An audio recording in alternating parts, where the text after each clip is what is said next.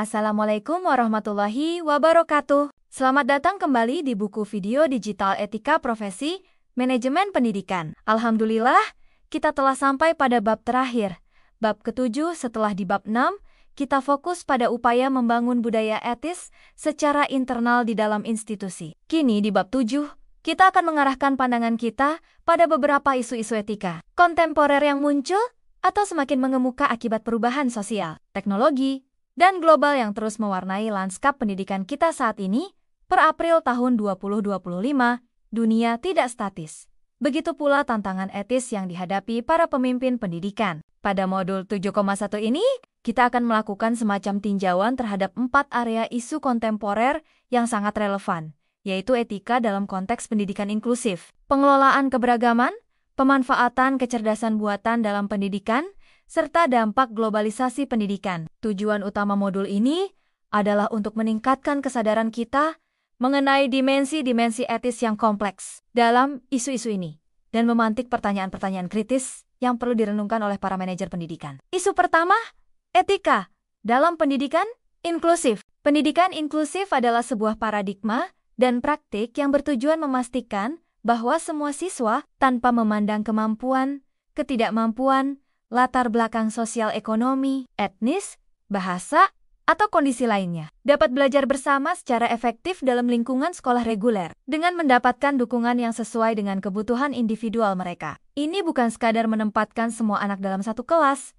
tetapi lebih jauh lagi tentang menciptakan rasa memiliki, partisipasi penuh, dan kesempatan meraih prestasi bagi setiap anak. Secara etis, gerakan pendidikan inklusif berakar kuat pada prinsip keadilan sosial, kesetaraan, hak asasi manusia, serta penghargaan terhadap martabat setiap individu. Ada imperatif moral yang kuat untuk mengatasi segala bentuk eksklusi dan segregasi dalam pendidikan, serta menyediakan kesempatan yang adil bagi semua anak untuk berkembang. Namun, dalam implementasinya, manajer pendidikan sering menghadapi dilema etis, seperti alokasi sumber daya, bagaimana mendistribusikan sumber daya sekolah yang terbatas secara adil untuk memenuhi kebutuhan siswa berkebutuhan khusus, tanpa merasa mengambil hak atau mengurangi kualitas layanan bagi siswa lainnya. Ini adalah pertentangan klasik antara keadilan atau kesetaraan dengan keterbatasan sumber daya. Kesiapan guru. Apakah manajer memiliki tanggung jawab etis untuk memastikan semua guru di sekolahnya memiliki pengetahuan, keterampilan, dan sikap yang memadai untuk mengajar secara efektif di kelas yang beragam dan inklusif? Bagaimana jika sumber daya untuk pelatihan atau dukungan bagi guru terbatas? Menyeimbangkan kebutuhan. Bagaimana mengakomodasi kebutuhan belajar individual siswa berkebutuhan khusus yang mungkin sangat spesifik, tanpa mengganggu secara signifikan dinamika belajar atau mengabaikan kebutuhan mayoritas siswa di kelas yang sama? Stigma versus dukungan.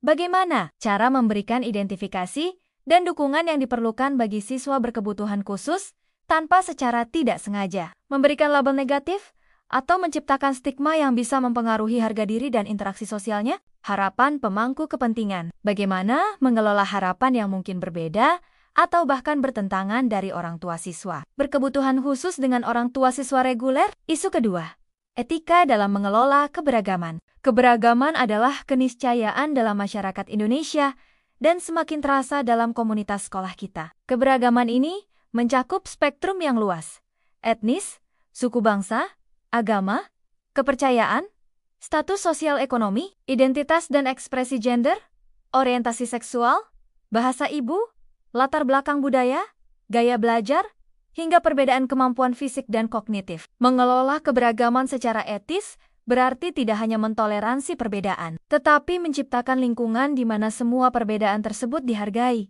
dihormati, dilihat sebagai kekayaan, dan setiap individu merasa aman, diterima seutuhnya, diperlakukan secara adil, serta memiliki kesempatan yang sama untuk berpartisipasi dan berkembang. Landasan etisnya jelas: keadilan, kesetaraan, penghargaan terhadap martabat manusia, hak asasi manusia, serta semangat Bhinneka Tunggal Ika.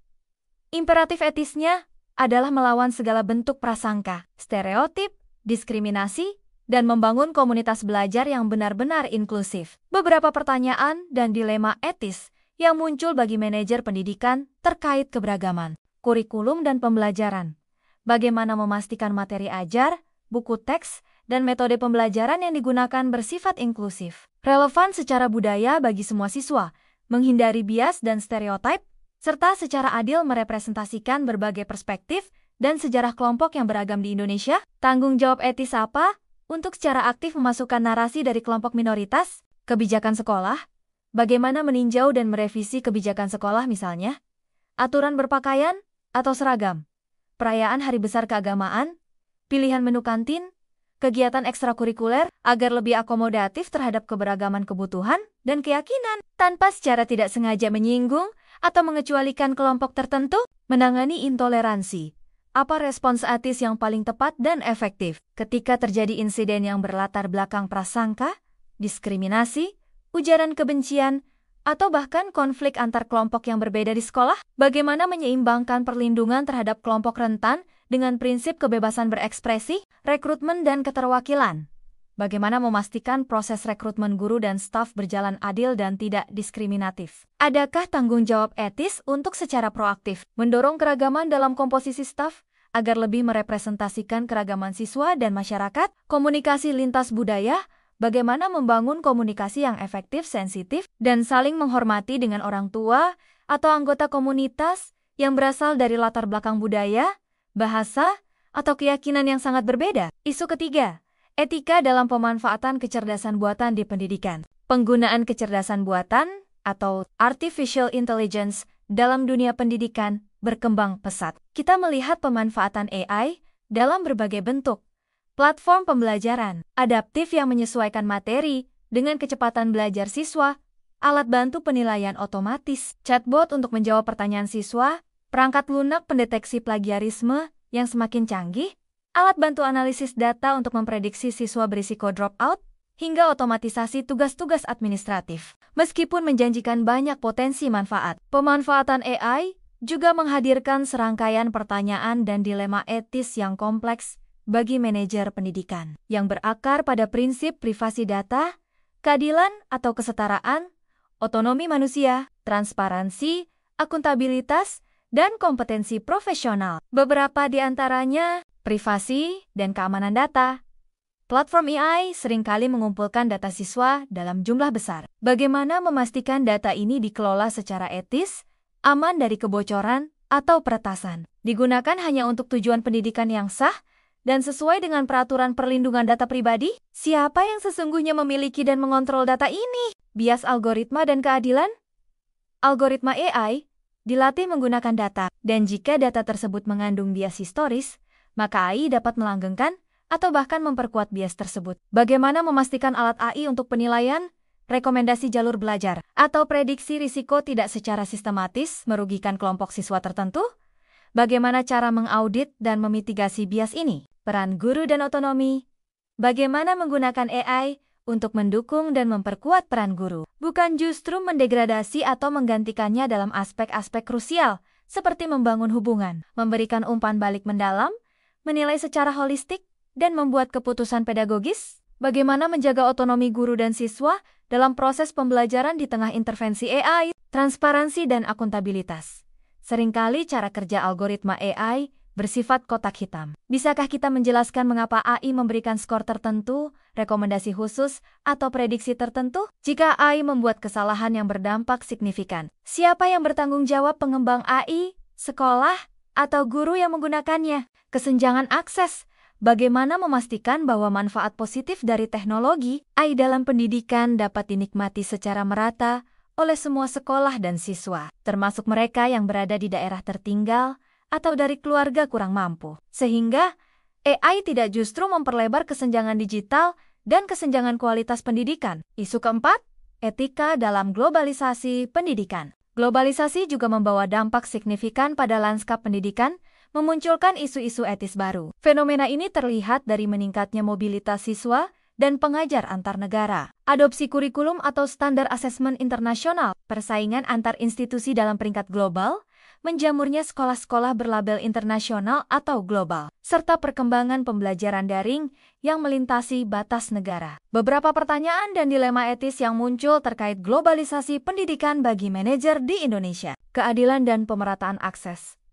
Apakah tren internasionalisasi pendidikan, terutama melalui sekolah-sekolah berbiaya mahal yang mengadopsi kurikulum asing, hanya dapat diakses oleh segelintir kelompok elit dan justru memperlebar jurang kesenjangan sosial ekonomi dalam negeri? Apa tanggung jawab sosial sekolah-sekolah elit ini terhadap peningkatan kualitas pendidikan secara lebih luas di komunitas sekitarnya? Integritas budaya versus kurikulum global. Bagaimana menyeimbangkan antara keinginan untuk mengadopsi praktik-praktik terbaik atau standar global dengan kebutuhan vital untuk melestarikan nilai-nilai luhur budaya lokal, bahasa daerah, dan identitas nasional Indonesia. Bagaimana mencegah terjadinya westernisasi atau homogenisasi budaya melalui kurikulum? Bagaimana memastikan lulusan tetap memiliki akar budaya yang kuat sekaligus wawasan global? Perlakuan adil terhadap komunitas internasional. Jika sekolah menerima siswa atau staf dari luar negeri, apa tanggung jawab etis untuk memastikan proses penerimaan yang adil, memberikan dukungan adaptasi yang memadai,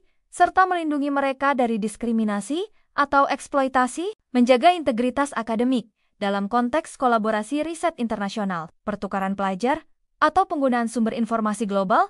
Bagaimana menjaga standar integritas akademik yang tinggi, misalnya terkait isu plagiarisme antar bahasa atau pengakuan kualifikasi atau kredensial dari negara lain? Komersialisasi pendidikan, bagaimana manajer pendidikan, terutama di sektor swasta, menavigasi tekanan pasar global dan dorongan komersialisasi, tanpa mengorbankan misi fundamental pendidikan sebagai wahana pengembangan potensi manusia seutuhnya dan sebagai pelayanan publik? Penutup. Keempat area yang baru saja kita tinjau: pendidikan inklusif, pengelolaan keberagaman, pemanfaatan AI, dan globalisasi pendidikan, mewakili sebagian dari lanskap etika kontemporer yang kompleks dan terus bergerak dalam manajemen pendidikan. Isu-isu ini seringkali tidak memiliki jawaban hitam putih, melainkan menghadirkan dilema yang menuntut para pemimpin pendidikan untuk memiliki kesadaran yang tinggi terhadap dimensi etis yang terkandung di dalamnya, melakukan refleksi kritis secara terus-menerus, terlibat dalam dialog terbuka dengan berbagai pemangku kepentingan, secara bijaksana menerapkan prinsip-prinsip etika inti, dan menggunakan kerangka kerja pengambilan keputusan untuk menavigasi situasi spesifik yang dihadapi. Dengan berakhirnya modul 7,1 ini, kita juga sampai di penghujung materi utama dalam buku video digital Etika Profesi Manajemen Pendidikan ini. Tentu saja, dunia etika jauh lebih luas dari apa yang bisa kita cakup, dan tantangan baru akan terus bermunculan. Sebagai penutup, saya ingin mengucapkan terima kasih atas perhatian dan partisipasi aktif Anda sepanjang rangkaian video ini. Semoga apa yang telah kita pelajari bersama, mulai dari konsep dasar etika, prinsip-prinsip inti, analisis dilema, model pengambilan keputusan, hingga isu-isu kontemporer, dapat menjadi bekal berharga bagi Anda semua dalam menjalankan peran kepemimpinan di dunia pendidikan dengan penuh integritas, kearifan, kepedulian, dan keberanian moral. Teruslah belajar, teruslah berefleksi, dan teruslah berupaya menjadi agen perubahan positif yang menjunjung tinggi etika profesi. Selamat bertugas, semoga sukses, dan semoga Allah Subhanahu wa Ta'ala senantiasa meridai setiap langkah baik kita. Wassalamualaikum warahmatullahi wabarakatuh.